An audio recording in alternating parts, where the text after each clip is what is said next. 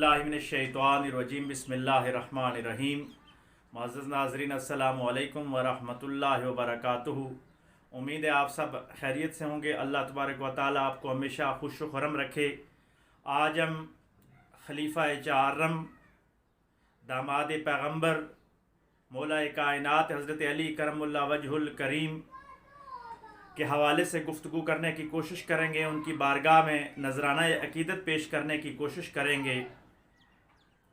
मुअज़्ज़ज़ सामईन, हज़रत अली करमुल्लाह वजहुल करीम वो अज़ीम शख्सियत कि इस्लाम जिनके तज़किरे के बग़ैर मुकम्मल नहीं हो सकता, वो बच्चा जिसने बचपन में ही खाना काबा के अंदर आँख खोली, अल्लाह के घर के अंदर आँख खोली और नगाहों ने जब पहले देखा तो सबसे पहले अल्लाह के हबीब और महबूब कायनात सल्लल्लाहु अलैहि वसल्लम को देखा। हुज़ूर अलैहिस्सलाम के हाथों गुट्टी ली और करीम आका सल्लल्लाहु अलैहि वसल्लम के चचा ज़ाद भाई नहीं थे, बल्कि बचपन में आका अलैहिस्सलाम के साथी थे।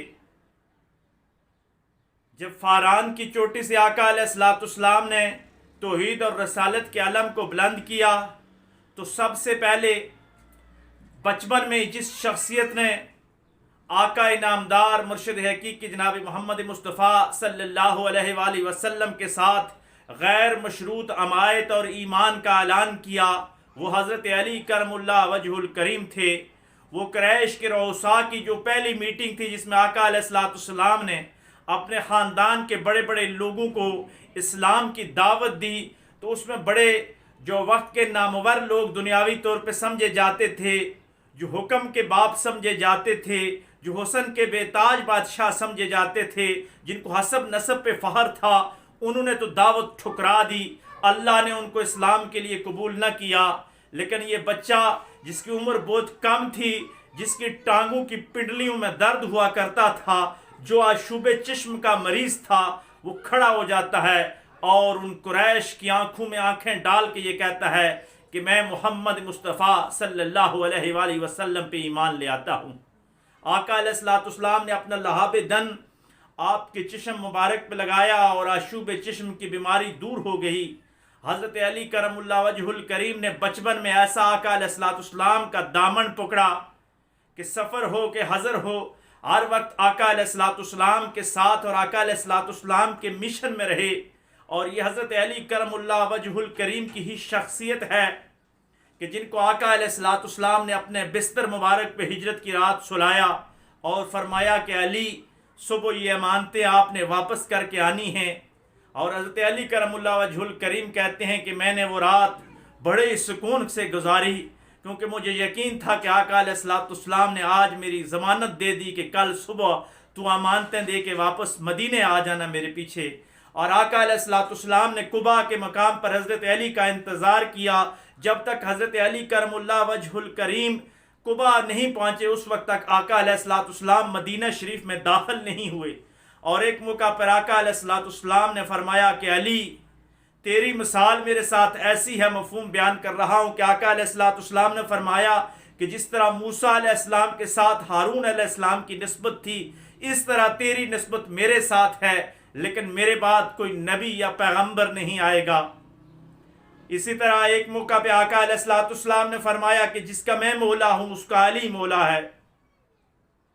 उम्मत के लिए कितनी खुशबख्ती की बात है कि आका अलैहिस्सलाम ने हज़रत अली करमुल्लाह वजहुल करीम जैसी शख्सियत तैयार करके इस्लाम को दी कि जिसके ख़ानदान में आका अलैहिस्सलाम ने जिसके निकाह में अपनी लिखती जिगर अता फरमाई, यानी अली अगर आका अलैहिस्सलाम इल्म का शहर है और अली उसका दरवाज़ा है, तो दूसरी तरफ जन्नत की ख़वातीन की जो सरदार है हज़रत फ़ातिमतुज़ ज़हरा सलामुल्लाह अलैहा, वो हज़रत अली करमुल्लाह वजहुल करीम की रफ़ीक़ा हयात है।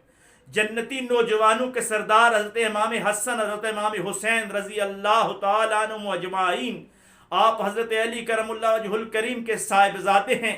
ये जन्नतियों का ख़ानदान, जो जन्नतें तकसीम करने वाला ख़ानदान था, ये आका अलैहिस्सलाम की अहले बैत का ख़ानदान। हम कितने खुशबख्त मुसलमान हैं कि अल्लाह तबारक व तआला ने آقا علیہ الصلوۃ والسلام کی ایسی تطہیر والی اہل بیت ہمیں عطا فرمائی، اور جو ان کے ساتھ محبت فرماتا ہے، آقا علیہ الصلوۃ والسلام نے فرمایا کہ میری اہل بیت کی محبت یہ کشتی نوح کی طرح ہے، جو اس پہ سوار ہو گیا وہ منزل تک پہنچ گیا۔ حضرت علی کرم اللہ وجہ الکریم کے بارے میں آقا علیہ الصلوۃ والسلام نے فرمایا کہ علی، تیرے ساتھ جو بغض رکھے گا وہ منافق ہی ہوگا، مومن کبھی علی کے ساتھ بغض نہیں رکھ سکتا۔ اور آقا علیہ الصلوۃ والسلام کی حدیث کا مفہوم کہ علی کے چہرے کو دیکھنا عبادت ہے۔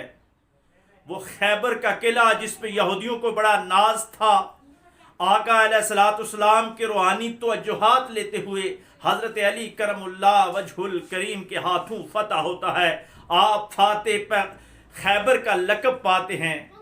اور حضرت علی کرم اللہ وجہ الکریم آقا علیہ الصلوۃ والسلام کے وصال کے بعد جب مشاورت کے اس ٹیم میں شامل ہوتے ہیں تو خلیفہ اول خلیفۃ بلا فصل حضرت ابوبکر صدیق رضی اللہ تعالی عنہ کی مشاورت میں سب سے جو نمایاں کردار ہوتا ہے، ہر موقع پر وہ حضرت علی کرم اللہ وجہ الکریم ہوتے ہیں۔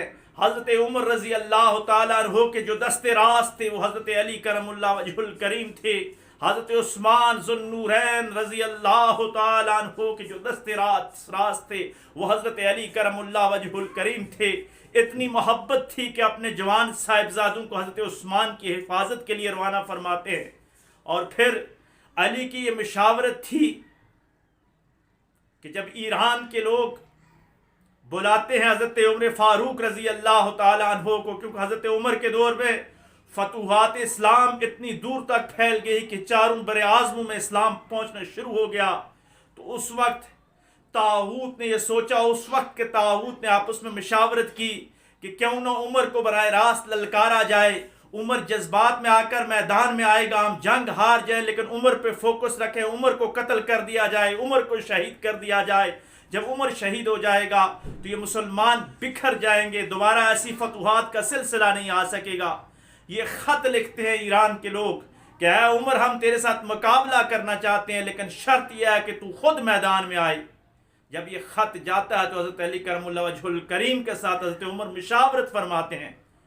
اللہ اکبر! حضرت علی کیا خوبصورت مشورہ دیتے ہیں، فرمایا امیر المومنین، آپ مسلمانوں کی امیدوں کا مرکز ہیں، آپ منبع ہیں، آپ کی کمانڈر ان چیف، آپ کی لیڈرشپ میں یہ فتوحات ہو رہی ہیں۔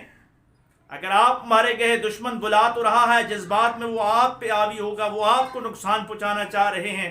اگر آپ کو نقصان ہو گیا تو مسلمانوں کی یہ فتوحات رک جائیں گی، اس لیے آپ نہ جائیے، جذبات میں آ کے فیصلہ نہ کیجیے۔